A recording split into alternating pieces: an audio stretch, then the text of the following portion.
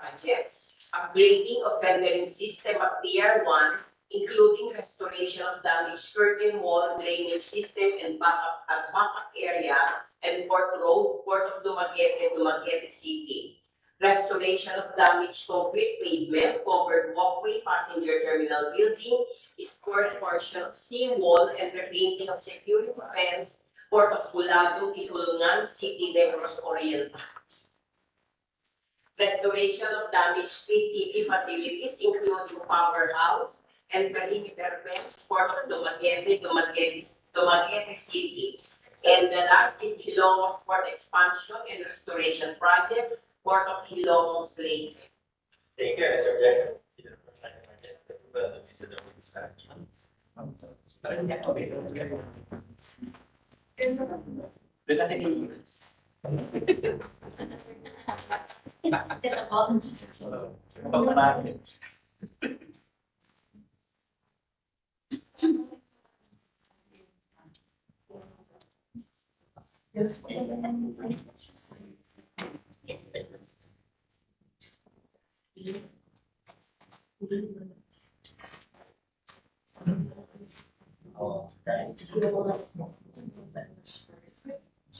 Okay. Good morning. Hapon. Hapon na po.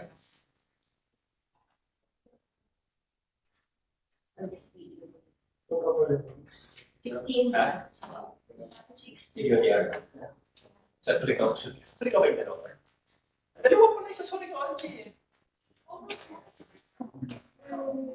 Basta hindi 50.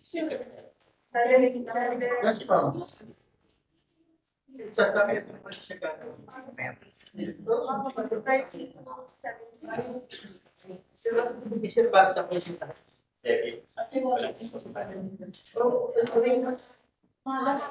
Hindi hapon na. Nasa Congress naman.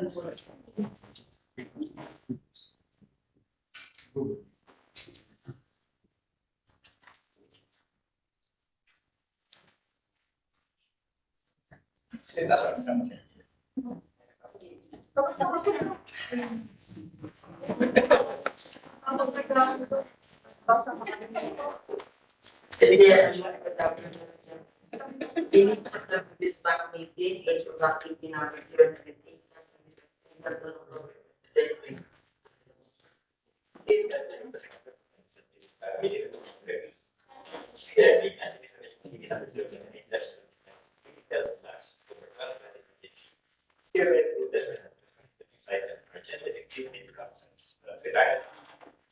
For the upgrading of rendering system at Pier 1, including restoration of damaged curtain wall, drainage system at backup area, and Port Road, Port of Dumaguete, Dumaguete City.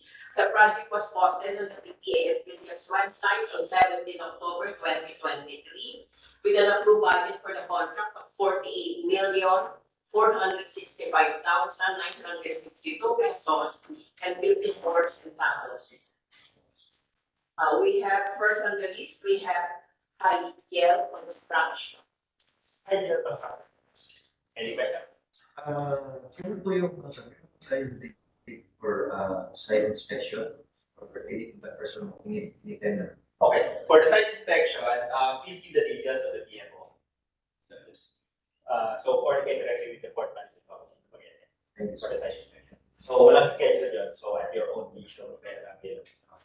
Thank you. Any other question? But it should be better before the meeting. Kung gusto niya mag-inspect ka.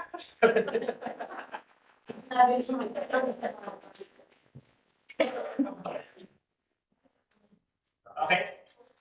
Yan siya lang. Next is AST Builders. Any questions? Mag-future po ako sa tatlong projects na sa tendering, sa Bulano at saka sa PPP. Pwede po sa PPP po sa project. Sa natin. Sa personal. Yes. Bakit? Because kailangan mo ng minutes. Legal. Wala ba yung ganyan? Chinky. Your name for the record? Chinky po for developers. Okay. Personal po sa vending system sa PTV at saka yung sa Bulado.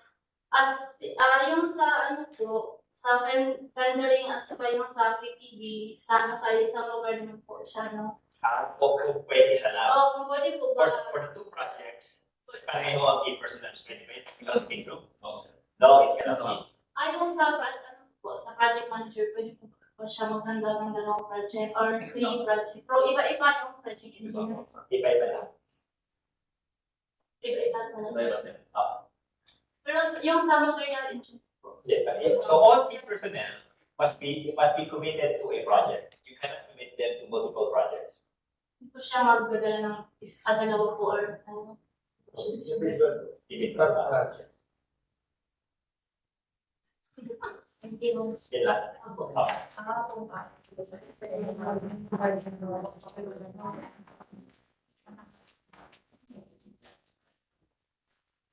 For the information of the prospective bidders, the submission and opening of bids for the project at Port of Dumaguete, Dumaguete City.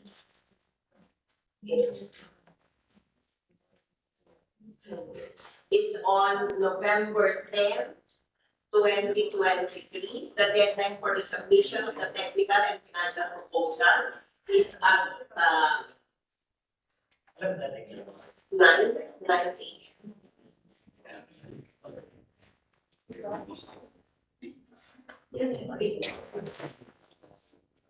The deadline for the submission of the technical and financial proposal is at 8 a.m. November 10, 2023. While the opening of bids is at 11 a.m. November 10, 2023.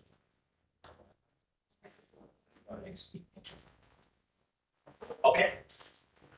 Next.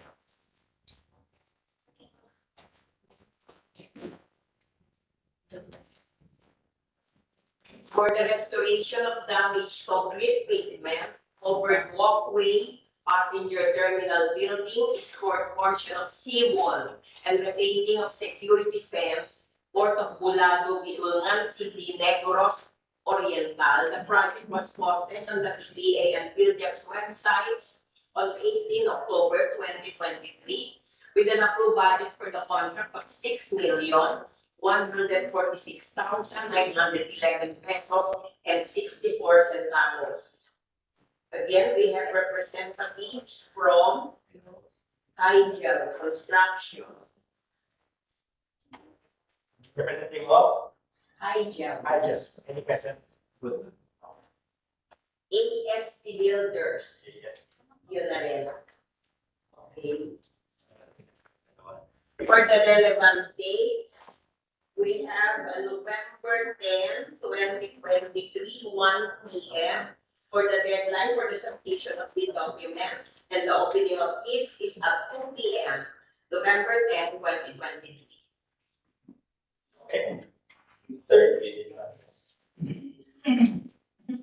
For the restoration of damaged PTV facilities, including powerhouse and perimeter fence, Port of Dumaguete, Dumaguete City, with an approved budget for the contract of 11,386,124 pesos and 20 centavos.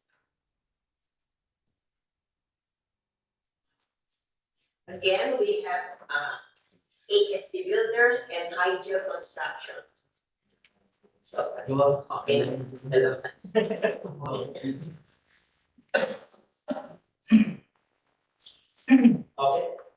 For the relevant dates, the submission and opening of bids, the deadline is at 1 p.m. November 9, 2023, while the opening of bids is at 3 p.m. November 9, 2023. Wala ka na dyan.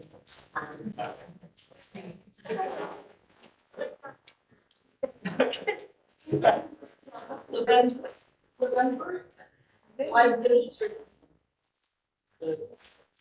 Interview. November 9. November 9. November 9. At 3 p.m.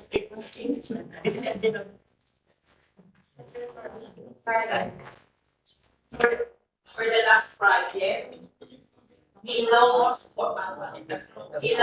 Port Expansion and Restoration Project, Port of Ilongos Lake. The project was posted on the BPA and Buildings websites on 18 October 2023 with an approved budget for the contracts of 430,646,457 pesos and 45 centavos. We have representatives from Big Cloud Construction. Any questions? Does the project have an escalation clause? Escalation clause. At this point, escalation. Yes, we have an escalation clause part of the contract. Why do we have to escalate when there is no extraordinary case? No, during the implementation. Yes, okay, there is an extraordinary case. It's The project entitled to an We escalation. have to go to the need for escalation. Okay, so, it's not provided for the contract. However, if there are extraordinary events, there is a process in which you see, the approval of an escalation clause is provided.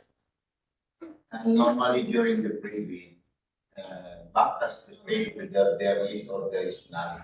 Because that will affect our estimates in the preparations for our bid. Yeah, it's clearly stated in the RA 91, before there is an escalation, but it will go to a process and the. So it's not automatic, so it's provided. Well, it's It has an escalation clause. Well, it's not part of the contract, but the procurement is covered by 9.4. And 9.4 allows for escalation, the events, extraordinary events. So it's not automatic, but it's applied for. It should be approved though by name. Any further questions?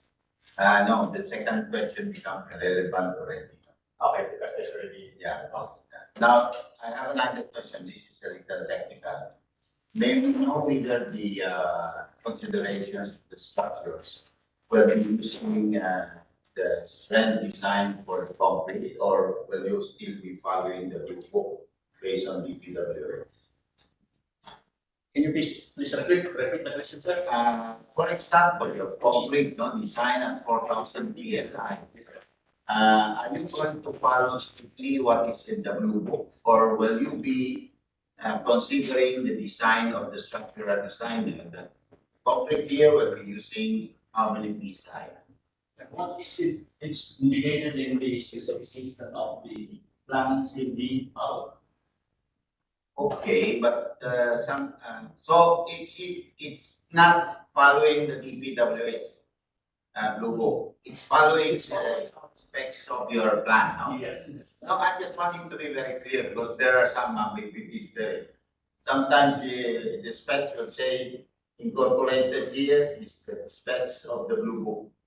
And there are a big difference between the blue book and the current materials in the market now. Okay, so what is provided for is the specs in our. That's very clear. So that removes the ambiguity. Any further questions, sir? No. Thank you. That's exciting. Okay, next is from BAC Construction. DFO construction representative, any questions? No, okay. For the relevant dates, the submission and opening of bids for the Ilongos project is on November 13, 2023. The deadline for the submission of the bid documents is at 8 a.m. while the opening of bids is at 9 a.m. November 13, 2023. Thank you. Please play the reminders.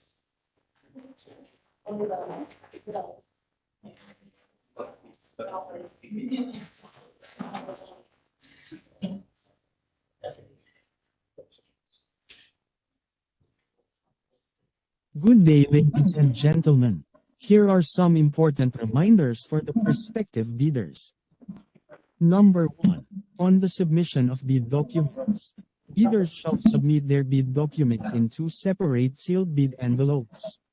The first envelope is the technical proposal containing 7 copies, 1 original and 6 duplicate copies. each individually wrapped in an envelope, then sealed in an outer envelope.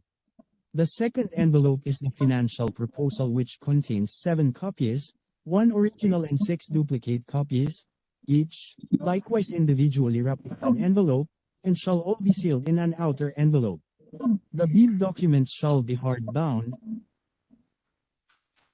book-bound, properly labeled, with index tabs. Failure to comply with the requirement is a ground for the automatic disqualification of the bidder.